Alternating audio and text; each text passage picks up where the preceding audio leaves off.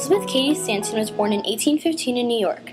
She was inspired to further women's rights by her father's talk regarding women who had been mistreated by men. She got the best education available to women at the time at the Troy Female Seminary.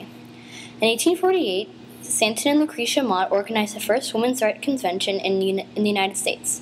They held it in Seneca Falls, New York, and they discussed women's suffrage, education, working conditions, dress, divorce, and religion. The final thing that Stanton did was write the Declaration of Sentiments with Susan B. Anthony, using the Declaration of Independence as her model. 100 people signed it, and it talked about seeking the right to vote for women. Instead of saying all men are created equal, she said, "We hold these truths to be self-evident that all men and women are created equal." During the Civil War, Elizabeth Cady Stanton and Susan B. Anthony created the National Women's Loyal League to support the 13th Amendment. They made two groups, one focused on women and another on black suffrage, which were combined in 1890 to make the National American Women Association with Stanton as president. Stanton read speeches at home while Anthony traveled around the world gaining support. Stanton also ran for Congress in 1866 after the war. She did not win, which is not surprising since no woman had then succeeded. She did, however, convince Senator Aaron A. Sargent of California to get a women's suffrage amendment added to the Constitution. It was reintroduced every year until 1919 when Congress approved it, and it was added to the Constitution in 1920 after getting the required 36 states to ratify it.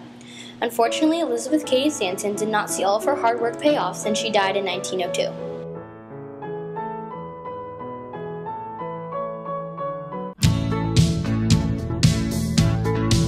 Born in 1920, the year the Women's Suffrage Amendment was finally added to the Constitution, Bella Abzug grew up in New York. While serving in the House of Representatives from 1971 to 1977, she campaigned for the Equal Rights Amendment, which was passed by Congress in 1972, but wasn't passed as a law because not enough states ratified it. She worked for abortion rights, successful with the passing of Roe v. Wade in 1973. In 1971, she helped found the National Women's Political Caucus, promoting more women in government.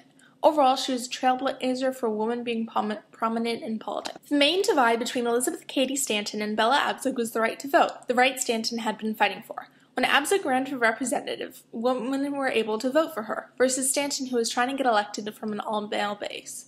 When Bella Abzug ran and got in, there were 15 women in Congress. More women had started running and winning. Today, 93 women are in Congress, and the number is still increasing. Along with women's rights, both women had other matters they supported. Stanton worked on abolishing slavery, and Abzug worked on abolishing nuclear weapons. In 1961, she helped establish the Women's Strike for Peace, an active anti-war group for nuclear disarmament. On March 26, 1969, she marched with a group of women on the Capitol protesting the Vietnam War. As Bella Abzug had declared, the moratorium on war criticism is over, so the moratorium over the criticism of slavery ended in Elizabeth Cady Stanton.